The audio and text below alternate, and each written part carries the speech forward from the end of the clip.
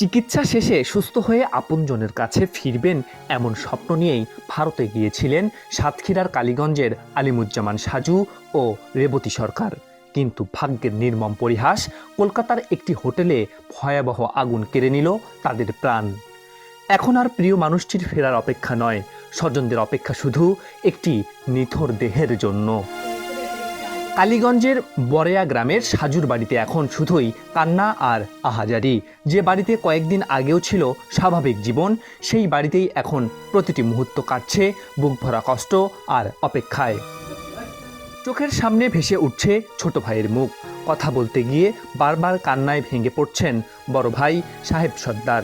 তার একটাই আকুতি, ভাইকে শেষবারের মতো দেখতে চান, নিজের হাতে মাটি দিতে চান। সে 5-6 দিন আগে চিকিৎসার জন্য কলকাতা যায় চেক আপের জন্য, কিন্তু হঠাৎ টিভিতে দেখতে পারি যে একটা হোটেলে আগুন ধরছে।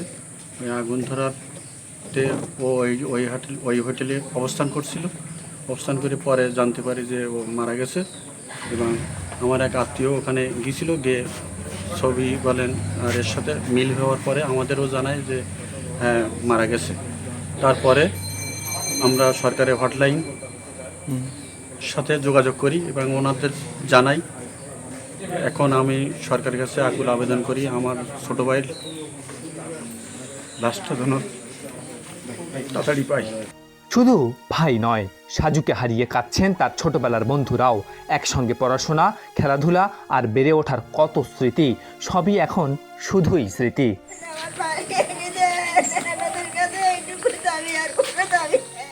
অন্যদিকে তেঁতুলিয়া গ্রামের রেবতী সরকারের বাড়িতেও নেমে এসেছে নিস্তব্ধতা। বাড়ির দরজায় তালা, চারপাশে নীরবতা, অথচ এই বাড়িতেই একসময় ছিল পরিবারের হাসি আনন্দ। এক ছেলে আর এক মেয়েকে রেখে না ফেরার দেশে চলে গেলেন রেবতী। সন্তানরা এখন ভারতে, স্বজনরাও দুশ্চিন্তায়। চিকিৎসার জন্য যাওয়া একজন মা যে আর কখনো সন্তানের কাছে ফিরবেন না, এই সত্য মেনে নেওয়াই যে কঠিন হয়ে পড়ছে সবার জন্য। পাশে আমাদের বাড়ি, আমার বৌদি হয়, উনি 10 দিন আগে ইন্ডিয়া যায় ডাক্তার দেখাতে। ওনার ছেলে বা মেয়ে আছে ইন্ডিয়ায় ছিল, ওদের বাড়ি নিয়ে আসতে যায়।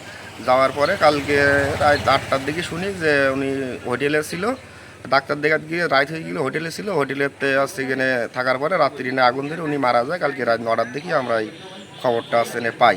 তারপরে ওখান থেকে ছবি টবি পাঠাবার বিভিন্ন জায়গায় ফোন টোন করার পরে ছবিতে সেটা আমরা শিওর হই যে না, উনি সত্যি মারা গেছে। সাজু ও রেবতীর পরিবার ভেবেছিল চিকিৎসা শেষে আপনজনেরা ফিরে আসবেন, কিন্তু সেই অপেক্ষা এখন বদলে গেছে মরদেহ ফেরার অপেক্ষায়। স্বজনদের কান্নার ভেতর এখন একটাই আকুতি, দ্রুত দেশে ফিরিয়ে দেওয়া হোক প্রিয় দুই মানুষের মরদেহ। শেষবারের মতো মুখটি দেখতে চান তারা, নিজের হাতে মাটি দিয়ে প্রিয়জনকে বিদায় দিতে চান। এটাই এখন তাদের শেষ চাওয়া, শেষ অপেক্ষা।